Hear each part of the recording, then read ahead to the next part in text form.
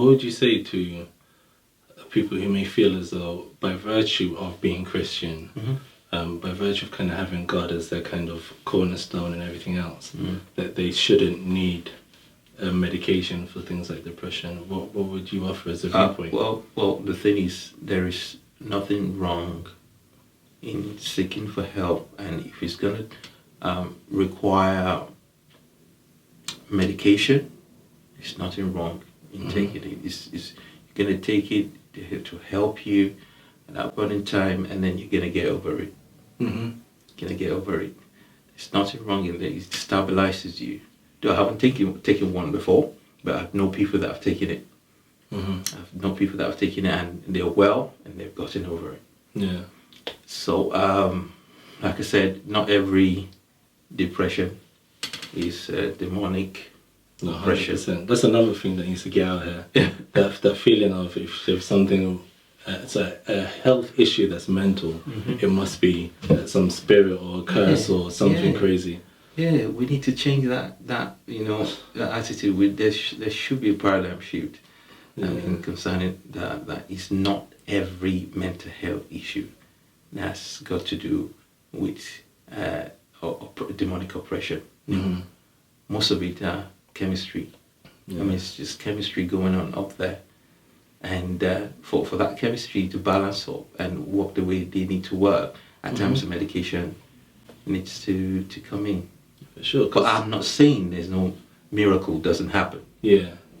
I'm not saying that. Yeah. But then there's also the need, like is there a need for a miracle? It's like, say your teeth need brushing, right? And you have all the resources available to you in order to brush your teeth. For you to sit and pray that someone's going to come to brush your teeth doesn't make any sense. Doesn't. So when you already have certain provisions and then you start being weird and awkward and super duper spiritual about it, it's just weird. Yeah. Like to me. Yeah. That's point doesn't make sense, does it? Yeah, exactly. You've got it all there, so you just need to align yourself with it and get better. Yeah. And if it's God's word, fine, beautiful. Just like He did for me as well. I found peace in His word, but it took time.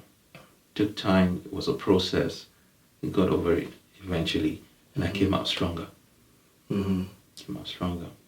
Yeah, because I think for whatever reason people associate like the mental attributes with spiritual ones. But as far as I can see, I'm not a doctor, I know you're not a doctor as well, but I'd put it in the context of something physical. Once we're talking about hormones and things like that and chemicals and such being released in the brain, these are things that can be managed from a physical perspective. Someone who's diabetic and such, things like insulin and such, are regulated in a physical sense from that approach. So I'd put it in that box. I think the only funny side of it, and there's been a rise in mental health issues and statistics and things like that, and I think one of the things that isn't talked about often is in a lot of the medications that we take for other things, if you go through that tiny small print as you're reading through how many things there are, can cause depression often seems to appear.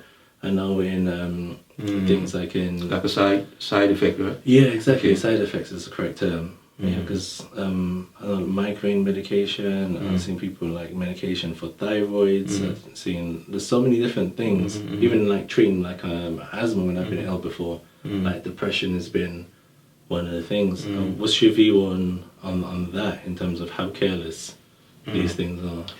Well, like I said, I'm not professional in that area, but I feel, some of this chemical thing intervene with the chemistry going on, and if it's a side effect, it's just gonna happen for a while. Whilst you take the medication, and with time it fades away. Yeah. Oh. Yeah. What do you? No, I say I definitely it should usually fade away. I think. The most intense, I think, types of depression I think have been off of medication. I don't know what, it's basically some type of because of my asthma's kind of crazy out there. So I've been on these type of steroids essentially that suppress something. I can't remember what the doctor said, but they suppress something essentially and they give your immune system a boost in the aftermath. So I was on I had to take 8 of them a day, these steroids or whatever. And then in between I just noticed that I was don't know. I know myself, I guess, and I wasn't myself. Yeah. And then I think the peak when I was like, what is this? Was like my wife and the kids were beefing as they normally do. Like they were there like crying and whatnot. And like I think I'd literally just like shut it off. Like it literally just shut off. Right, I'd gone to somewhere else. Wow. And I just like Was it like hallucination? Were you hallucinating? No, I wasn't hallucinating. It just almost like I don't know. It's almost like if you'd be watching a video with the sound off.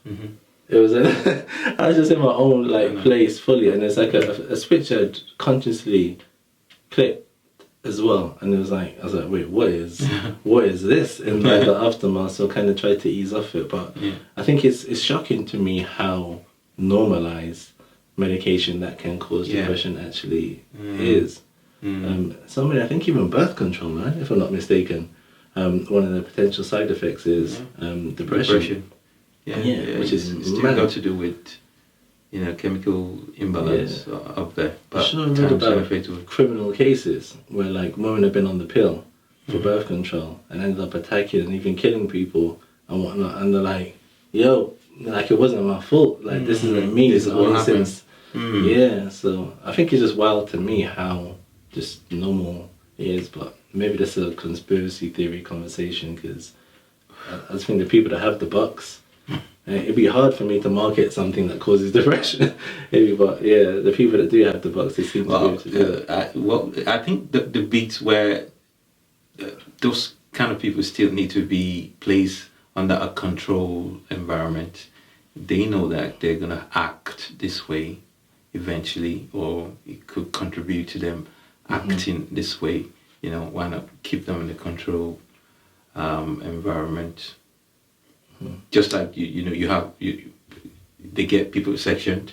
People with clinical depression or clinical mental health issue. You get to a point, of course, there are other things that are entailed before somebody gets sectioned. Keep them in a controlled environment, perhaps because of what you're talking about. They take tablets, they take drugs, and it could contribute to them acting in a certain way that could be not healthy within the society that they've found themselves. Oh well.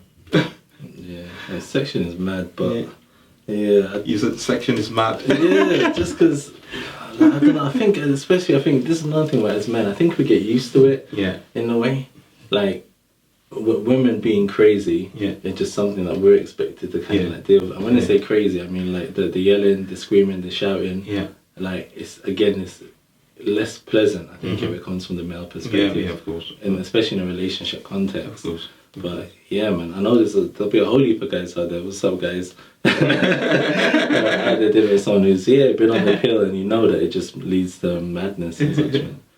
Yeah.